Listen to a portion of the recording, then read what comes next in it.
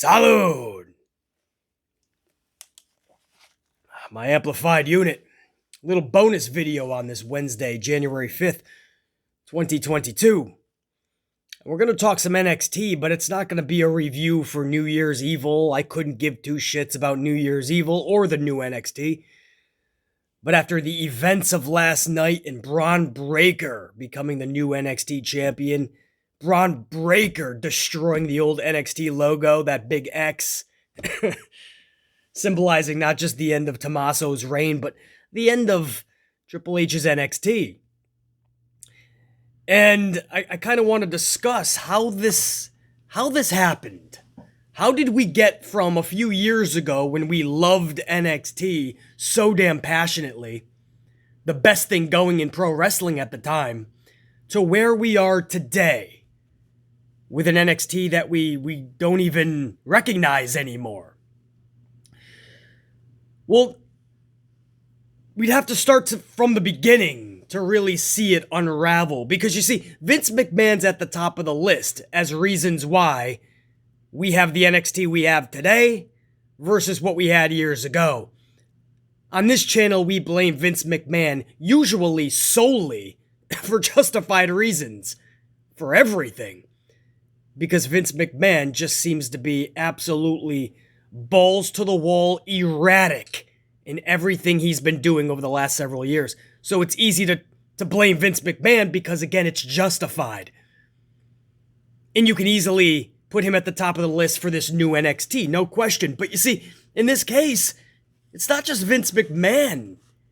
No, you see, Triple H, and this may come to a shock because BC's the only one in this community that's going to say this to you, because everybody else coddles the balls of Triple H, acts like he's this god, when in reality, I don't know how they're coddling his balls because he can't even locate his own balls. As Randy Orton once said, his balls are tucked perfectly placed in Stephanie McMahon's purse.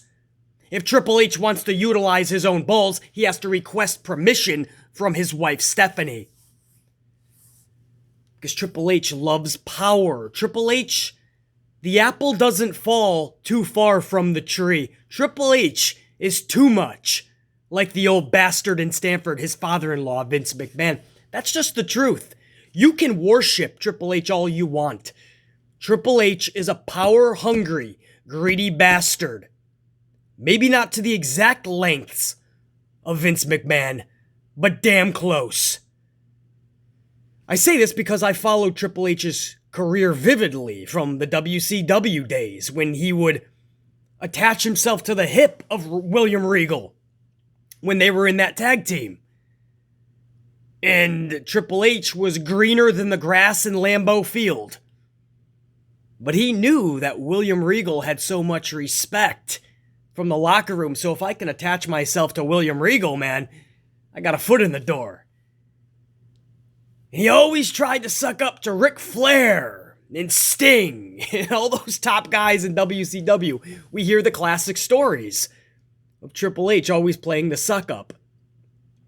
When he went over to WWF, you saw who he attached himself with. Now, Triple H never did any extracurricular activity, no drugging, no alcohol, no nothing, but he surrounded himself with the biggest partiers around. The Clique, Diesel, Kevin Nash, Razor Ramon, Scott Hall, Michael Higginbottom, Shawn Michaels. And he claims it's because he wanted to be a sponge from the best in the business, but there was other people there he could have learned from. There was the Bret Harts there. There was the Lance Storms. There were so many that Triple H could have been a sponge to, but no, he knew the biggest power in WWE, it was the Clique. Later on in Triple H's career too, when he had power in the actual company, and he got that by dating the boss's daughter. Another example, I mean, he's dating Triple H. He does one storyline with the boss's daughter, and he cheats on China. He tells China, sorry, hit the bricks. Doesn't even tell her that. I believe he actually starts an affair with the boss's daughter because, again, this is Triple H's MO in life. If there's power to be had, Triple H is going to go for it. And he dropped China and he went right with the boss's daughter. And when he got that power and Ric Flair came back into WWE, Triple H made sure that he took that big nose and he shoved it right up Ric Flair's ass. And they acted buddy-buddy. And Triple H knew that he wanted to be remembered as one of Ric Flair's boys. Or Ric Flair was going to be one of his men. Down the line, you can go a little further when Sting came into WWE. Who was the guy that had to bury Sting at WrestleMania? It had to be Triple H. This is the guy from WCW. This is the guy that Triple H always wanted to be like. He had to beat him at WrestleMania. Triple H is power hungry. And as NXT grew, NXT became wildly popular, he started to go, his eyes started to drop farther and farther from the game of play. He started to be in left field with a hockey stick. He started making one bad decision after another. Then AEW came into the fold. Tony Khan says we're going to have a presentation that you have not seen in pro wrestling in the longest of times. Triple H took offense to that. Triple H said that pissant t-shirt company ain't going nowhere. He laughed at Tony Khan's AEW. But what happened was AEW started to whoop Triple H's ass. Tony Khan started to whoop Triple H's ass. Now, it's all fun and games when you're using your father-in-law's money to start a promotion. It gains success, and you get to play God just like your father-in-law. Because that's what Triple H was doing. That wasn't his money. That was WWE's money. That was Vince McMahon's money that he got to play NXT God with. And it's all fun and games when things are going great and you get to walk around with your $10,000 suit and you get to talk to everybody like they're below you, they're your kids. And you get to play God and say, you're getting called up, you're gonna stick around, we need to release you. And everyone says, oh, we were like Triple H's kids. But when they got to the main roster and they were misused by Vince McMahon, where was Triple H to stick up for them? He was nowhere around. There are zero stories of Triple H butting heads with Vince McMahon on NXT talent not being over properly used in WWE's main roster. There's no stories because Triple H knew damn well when it came to Vince, he was not going to take or request his balls out of Stephanie's purse. He was not going to go toe-to-toe with Vince. So he claims, I'm Daddy H. I'm Daddy Levesque. But if you get in trouble with Vince, don't come to me. I want nothing to do with it. So he called it this pissant t-shirt company. And what happened over time is Tony Khan and AEW started whooping that ass of NXT. So then Vince McMahon, the guy who's paying for all of this, and the USA Network, the network that took the gamble on it, they're starting to see that you're not competing with them. They're actually beating you up pretty bad. So changes inevitably are going to happen. They're going to happen. So how does Triple H respond, right? That's the key here. Because everything AEW was doing, everything Tony Khan was doing, Triple H was just counter-reacting. He was reacting, not pre-acting. He was countering. So if Tony Khan did a 2-hour special Wednesday event, right, maybe it was a fighter fest, or a beach bash, or some 2-hour special that Tony Khan was doing on a Wednesday night, Triple H would try to counter it with his own 2-hour special. And he'd have the Great American Bash, or a Halloween Havoc, or an In Your House, or some shit. And then Triple H would stay on the air for an extra 3, 4, 5, 6, 7, 8 minutes. Old school Eric Bischoff tactics. So Triple H was doing all these underhanded tactics because he knew head to head he was losing. He was getting his ass whooped. But you're the one who talked all that shit.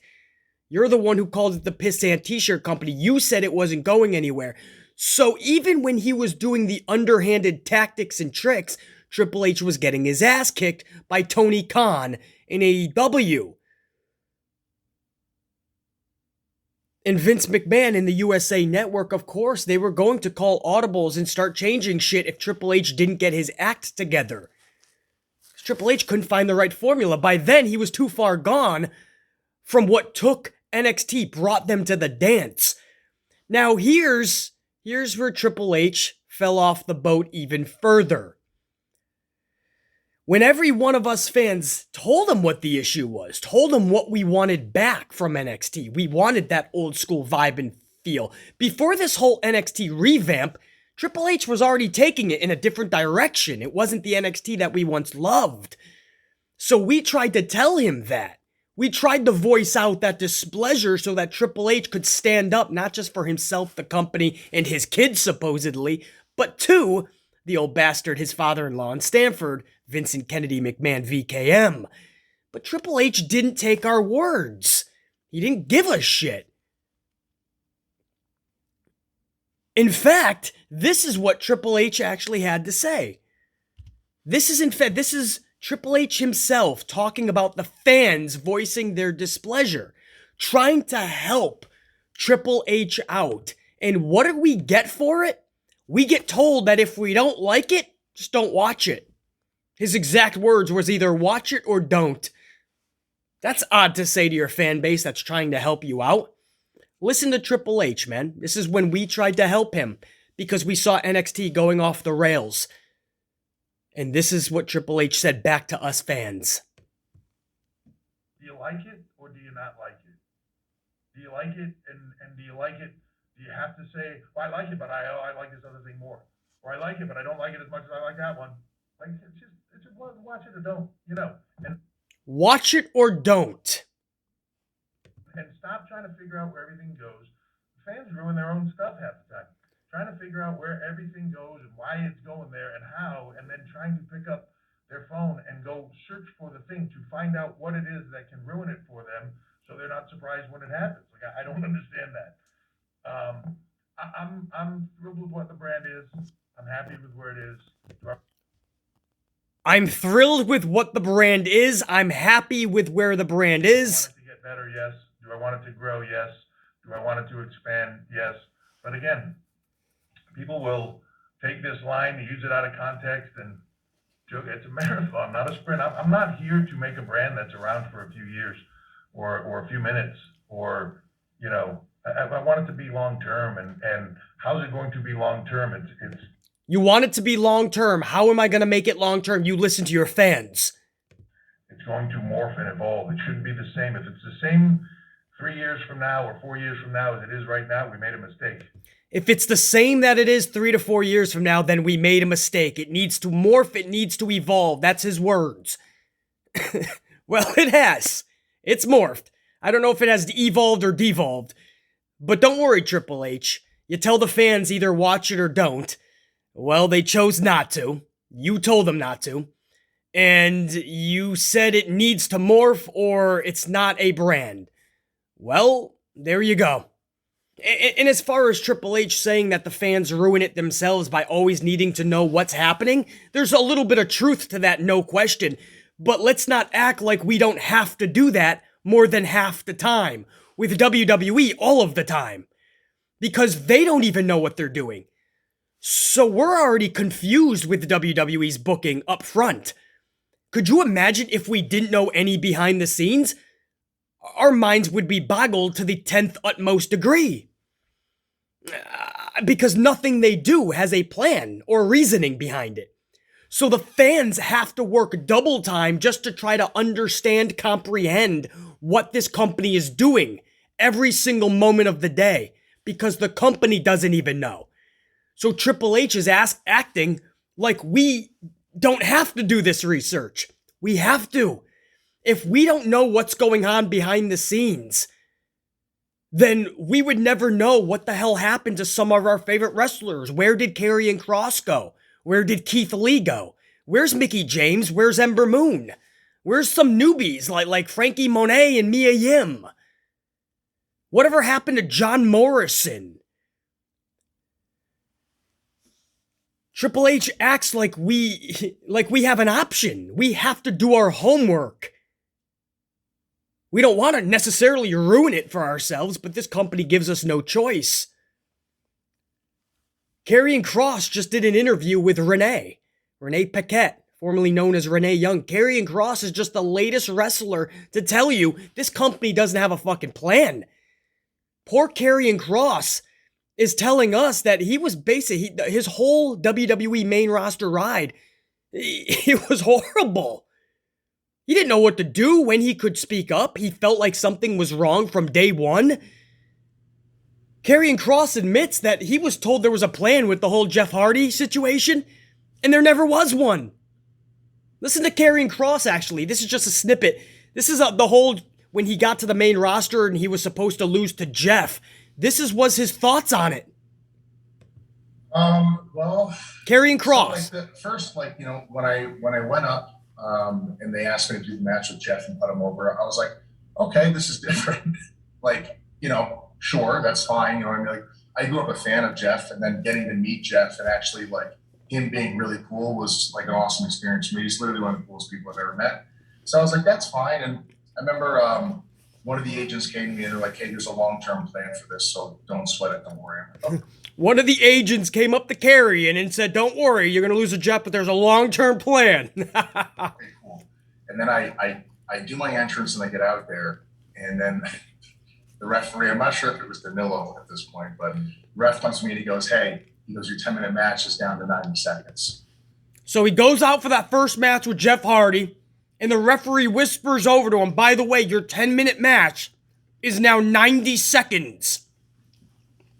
But BC's an asshole for calling out this company for being so damn tragically bad. Oh my God. And you've never worked with Jeff before. First time we're working on television. We don't really know each other in the ring, our rhythm. Yeah. So, and then they come back from commercial and I'm trying not to laugh. If you go back and watch it, I'm smiling, closed mouth, trying to hold it back. And first match on the main roster, and Karrion Kross is already laughing at the joke that this company is. Then they played his music, and I was happy Jeff got that. It's another story. But then as soon as Jeff got in the ring, I just snatched him, and I just called what we needed to do, and that was it. But and then he got fruit rolled up on his very first night. Karrion Kross. And I went back to NXT the next dressed up in suspenders like Steve Urkel in a medieval times helmet. All he was missing was Angela, Drew McIntyre's sword. And he'd be straight out of the medieval times. I spoke with someone there, and I just said, I go, look, my biggest fear right now, my biggest phobia is that there's a hole being dug for me. And I'm nervous that if I'm not permitted to crawl out of it myself and people absolve themselves of creating the situation, that, I'm not going to be a return as an investment. I'm going to get fired. So he just said that after he lost to Jeff, he went back to NXT because at the time he still had the title, don't forget. So he went to TV for NXT. And he talked to somebody backstage, an agent, and he said, my biggest fear is that I'm basically being buried over there already. He already had this in his dome piece. Something's not right. BC called this from day one. Remember I flipped out with the whole Jeff Hardy roll-up situation on his first night? That was me. Because I've seen this play out too many fucking times. This is Karrion Kross on his first night raising these concerns. What do you think I should do right now? Because part of this business is, doing what you're told. Going with the flow, and if they tell you to, we're gonna make you a penguin. I'm gonna be the best friggin' penguin. That's Scarlett Bordeaux. In the world, I'm gonna do the job. Yeah, I was just how I felt about it. I was just my intuition intuitively was telling me that everything was off. My intuition was telling me everything was off. This is somebody who just got to the main roster. Everything felt wrong, and I felt something bad coming. Everything felt wrong. I felt something bad coming. 4 months before it happened, I felt it, but everyone I would talk to was like, "Oh no, everybody loves you. This is good. You have no problems." Yada. But I felt it coming, and I tried to, as professionally and politely as I could, talk to people in the chain of command about that, and get the idea over. You do the best you could with what you were given. But yeah, and I talked to people in the chain of command. One of those soldiers right there, Triple H. And Triple H, everybody tells you this. He will tell you exactly what you want to hear. Triple H will tell you it is fine, trust it, trust the process, it's going to be best for business. And Triple H, when you hit rock bottom and you're being released and you turn around and you go, Daddy H, help! Daddy H is nowhere to be found. I just wanted to give you some of Karrion Kross's interview, guys, because Triple H says that we don't need to know what's going on behind the scenes. Don't always check our phones for shit, but if we don't, we're gonna be more in left field with a hockey stick. We're gonna be more mind-boggled and confused by what we are seeing or not seeing, who we are not seeing anymore, because this company is that damn tragic behind the scenes just as much, if not worse, than on the screen. So Triple H says, watch it or don't watch it. And what happened is we stopped watching it. Because we didn't like what he said. It has to morph. It has to change. Stop asking for the old NXT. Triple H told you this in this interview. He's upset with the fans for asking for more of the old school. He said it has to morph, it has to expand, it has to change. I don't want the same promotion that I had 3 years ago. He told you this. And when Vince McMahon wanted to make the drastic revamp, Triple H never took his balls out of his wife's purse to stand up to Vince. And to this day, you have people in this community that coddle Triple H's balls even though they're in that purse. They worship this man's balls. And they act like he does no wrong. They act like he has not taken out the golden shovel and buried 37 individuals over his career. They act like he doesn't play God like his father-in-law. They act like he didn't call AEW a pissant t-shirt company and said we're gonna wipe the mat with them. They act like he didn't tell the fans if you don't like it, don't watch it. They act like he didn't make fun of the fans 4 other times, 4 other occasions. Throwing the fans under the bus to save McMahon's ass. He's a true and tried company guy. That big nose is right up firmly placed in the Vince McMahon Kiss My Ass Club. The only difference? That nose is in Vince McMahon's ass club. On this channel, we're not going to kiss this dude's ass. We respect Triple H, that old cerebral assassin heel that he played in the Attitude Era. Love that. What he did with NXT in its inception. Loved it. But you get the NXT that you see today. The seeds were planted because of Paul Triple H Levesque. From day one, he said, this is how business needs to be. Everything that Vince has his hands in, the cookie jar, it is perfectly placed and best for business. If you fans don't like it, don't watch it. You fans, he said in another interview, he said the words, fans act like they know what's going on behind the scenes. They don't. Everything that Vince does is best for business. And this is when we were trying to help Triple H. And now you sit here and you feel bad. Because when Vince McMahon finally took his purchase, it was all his money, NXT. And he was not getting the return on investment. And USA was getting pissed off. So when Vince took that ball back, Triple H took his ball, not his balls, his fucking overall company ball, and he ran home and got his heart procedure. So that nobody could be talking about how he got his ass whooped by Tony Khan and then Vince McMahon spanked him. Because that's what happened. Tony Khan whooped his ass and then Vince McMahon spanked his bottom. And who knows, maybe Stephanie McMahon spanked him later.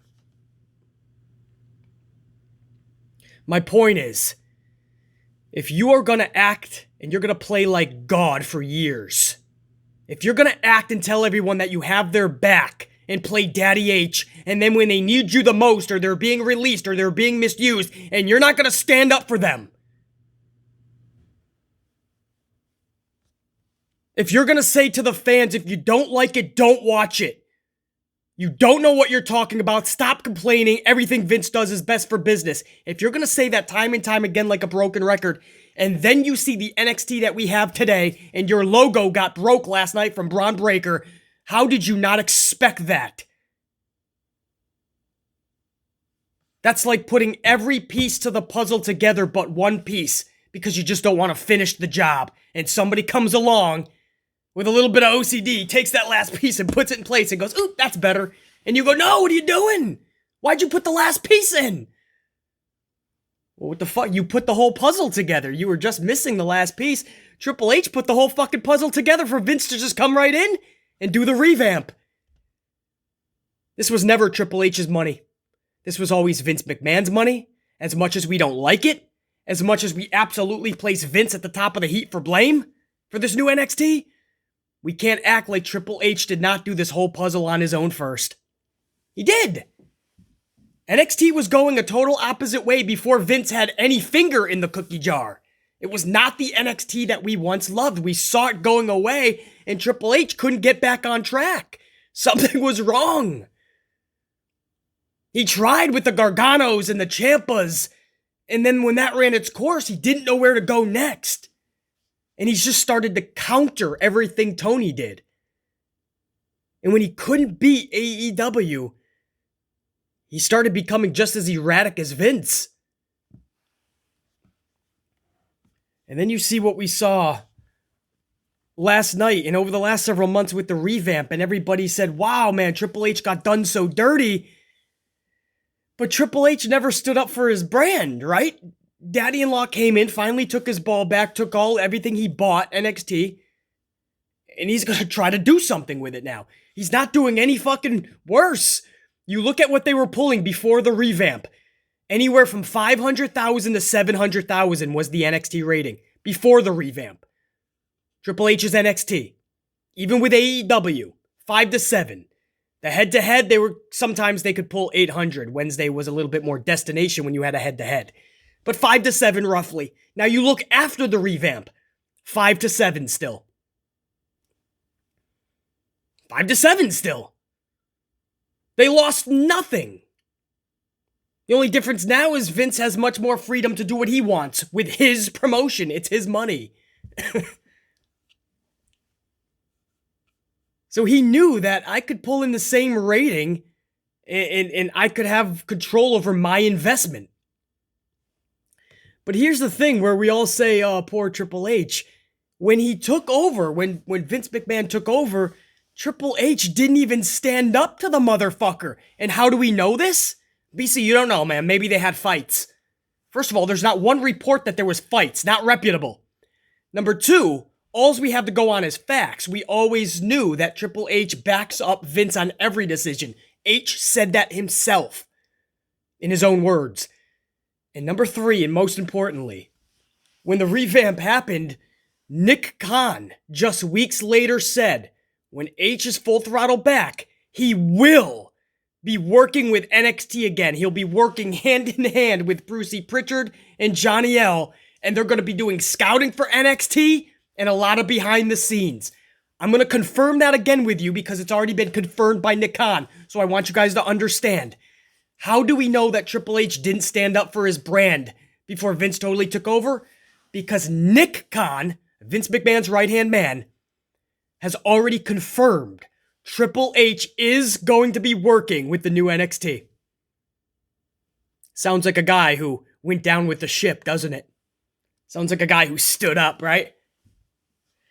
No, sounds like a guy who's laughing to the bank with Vince. Sounds like a guy who's going to be right there. So if Vince ever does not sell and he steps aside, H is going to be right there to take over all of it. Everybody thinks that Triple H is in a basement right now, banging his head, asking, why me? Why? Why, Daddy McMahon? He's not banging his head against a wall, bro. He's cashing in stock. He's cashing in Vince McMahon paychecks. He knows that it's all going to be his one day anyway. Triple H is fine. It's amazing how many times he throws the fans under the bus. How he acted like he was daddy to the talent until their time of need and then throws them under the bus. And then we still turn around and we treat him like he was the god of pro wrestling. No, he had some good years with the inception of NXT thanks to the fucking talent that was down there. It was on their backs that NXT succeeded. And when times got hot in the kitchen, Triple H couldn't take the heat and Tony Khan whooped his ass. USA Network started getting pissed off. Vince McMahon's like, dude, what are you doing, man? Get out of the 7s. Get out of the 6s. 600,000 viewers? 700,000? I can do that. Sure enough, Vince came in, revamped it. He's already pulling in 6s, almost 7s.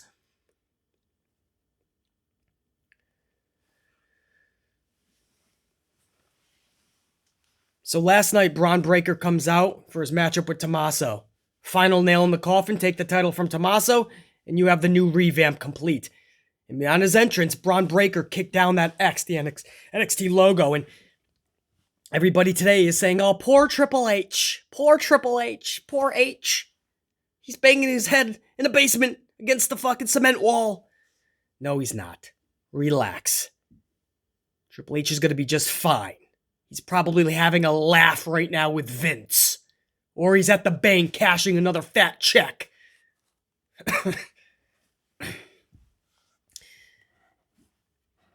It's no shade to Triple H. I respect what he's done in his career to a point. But I've seen the ass kissing from day one.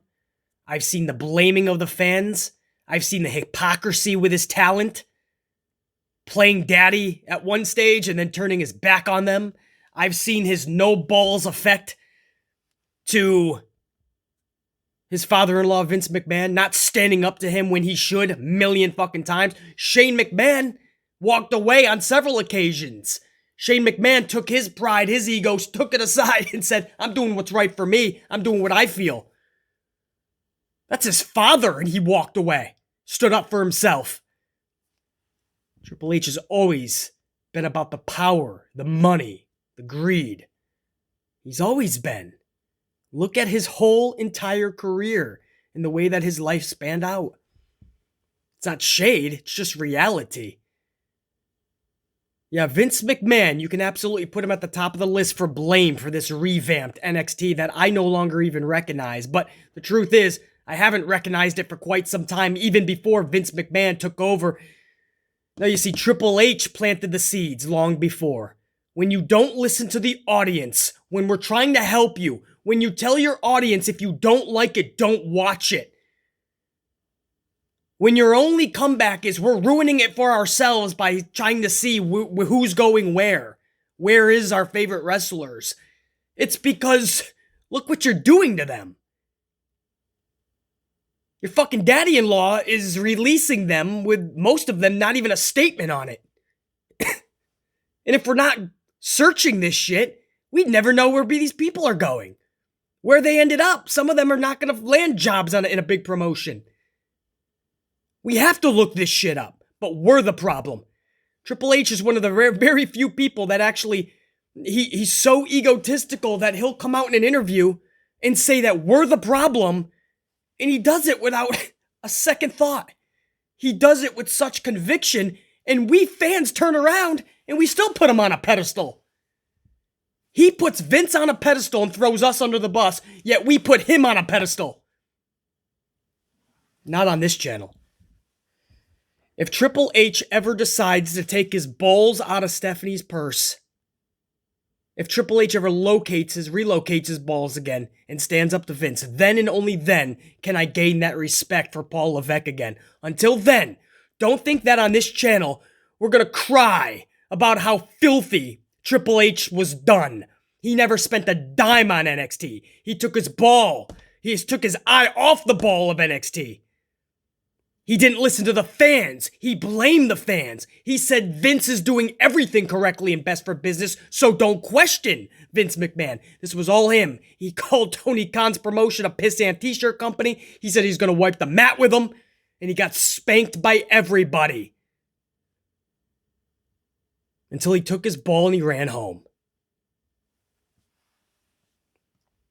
Triple H has a lot of soul searching to do.